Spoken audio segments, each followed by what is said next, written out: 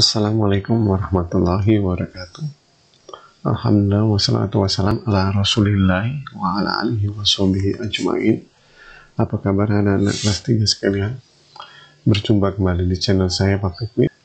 Mudah-mudahan kita selalu dalam rahmat serta hidayah dari Allah Subhanahu wa Ta'ala. Oke anak-anak sekalian, hari ini kita lanjutkan pembelajaran kita anak-anak sekalian ya, masih dengan sistem daring di tema 7, subtema 1, dan dipersilakan untuk mempersiapkan buku tema 7-nya.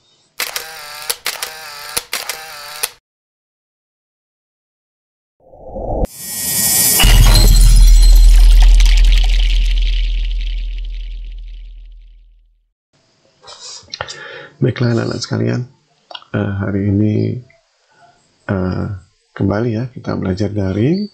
Tetap semangat anak-anak sekalian ya, karena alhamdulillah hari ini kita telah memasuki puasa Ramadan yang kedua ya, bertepatan dengan hari Rabu ya, tanggal 14 bulan 4 tahun 2021. Tetap semangat anak-anak sekalian tentunya dalam melaksanakan ibadah puasanya. Dan Bapak juga mengharapkan anak-anak sekalian ya, bagi kalian tolonglah di masa pandemi ini khususnya kalian tetap di rumah ya, jangan banyak keluar rumah, apalagi sekarang kita sedang melaksanakan ibadah berpuasa ya. Tidaknya waktu sore hari atau setelah sholat subuh, jangan anak-anak sekalian melakukan aktivitas di luar rumah, karena itu anak-anak ya, tidak, selain memang tidak ada tuntunan ya dari syariat kita, dan juga tidak ada contoh ya dari Nabi Muhammad SAW ya, keluar rumah setelah sholat subuh atau dikatakan jalan-jalan seperti itu hal yang tidak ada manfaatnya anak-anak sekalian ya.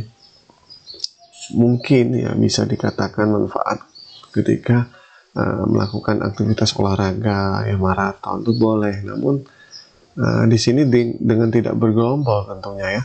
Kalau bergerombol sama saja anak-anak sekalian ya, lebih banyak mudorotnya daripada manfaat, dan itu dihindari anak-anak sekalian. Apalagi sekarang ya, sedang pandemi, menjaga jarak itu harus.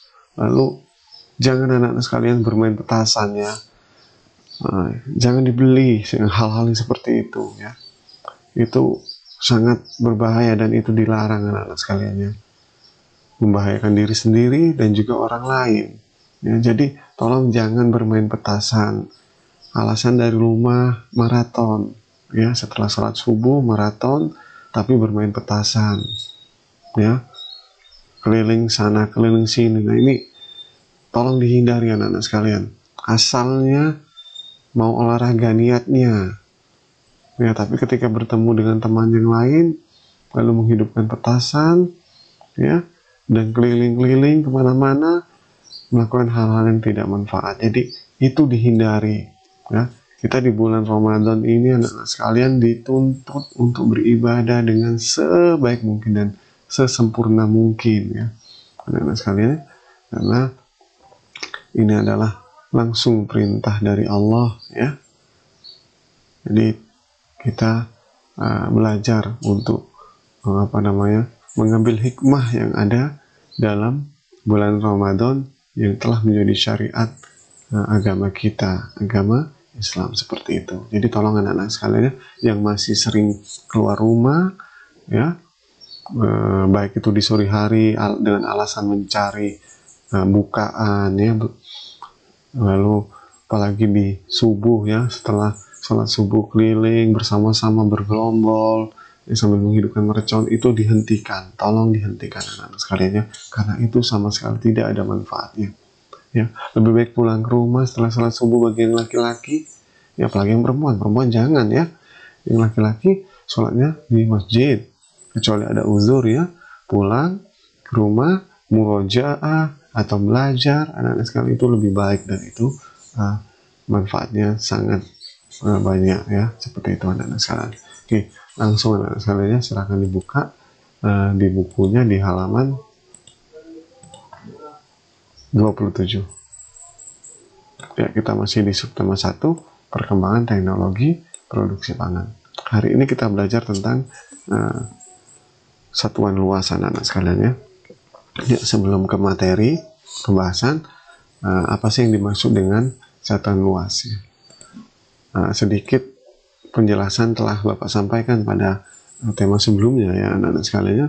Satuan luas itu adalah besaran yang menyatakan ukuran 2 dimensi ya. Bapak ulang, besaran yang menyatakan ukuran 2 dimensi suatu bagian permukaan yang dibatasi dengan jelas ya.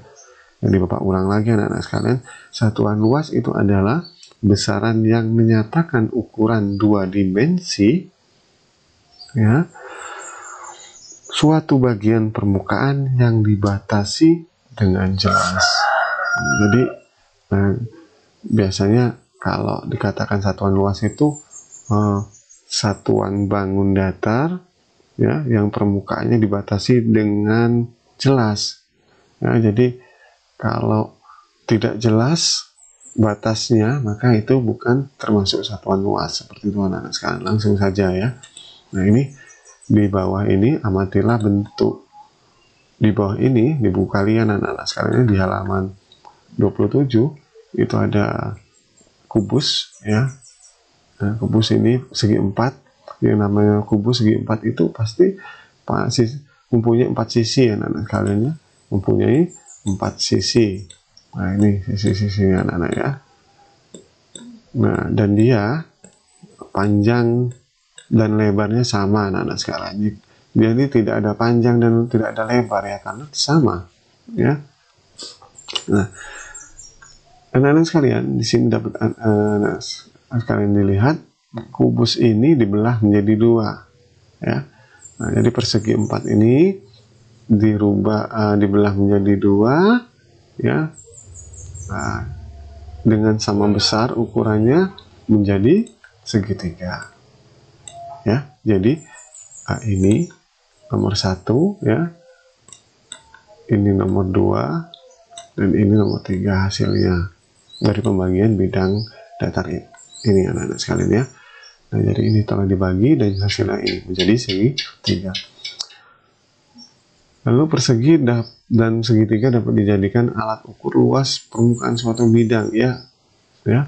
Jadi persegi nomor 1 ini dan segitiga yang berasal dari segi 4 ataupun kubus itu dapat diukur ya, atau dapat dijadikan alat ukur luas permukaan suatu bidang, karena seperti segi 4 ini kita ketahui hanya satu anak-anak sekalian, satu bidang ya. Lalu sedangkan segitiga ini menjadi 2 bidang ya, 1 dan 2, seperti itu anak-anak sekalian ya. Nah, di bawahnya ada penjelasan ya.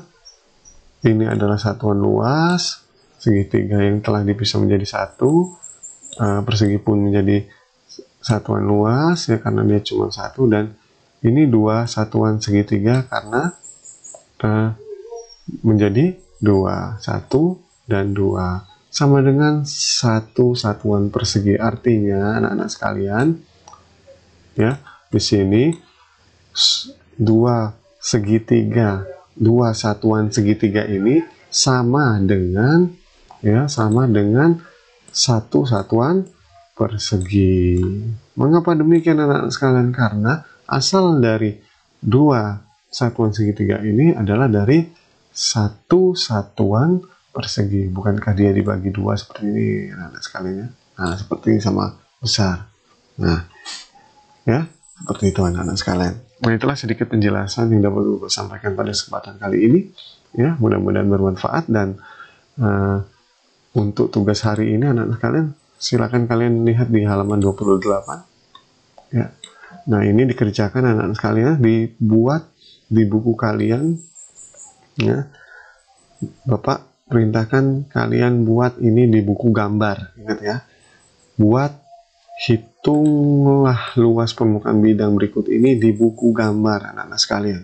Ya, jadi sekali lagi buat di buku gambar, ya, buat yang rapi, ya, bila perlu diwarnai seperti ini anak-anak sekalian, ya, seperti pada buku kalian. Lalu di bawahnya diisi, ya, ditulis satuan persegi, satuan persegi, satuan persegi. Nah, ini yang diisi, ya. Nah, ini yang diisi, yang ada garis bawahnya diisi, ya, ada 6 gambar, 1, 2, 3, 4, 5, 6, dan dibuat serapi mungkin di buku gambar, ya, seperti itu anak-anak sekalian. Jangan nanti ngumpul di buku tulis.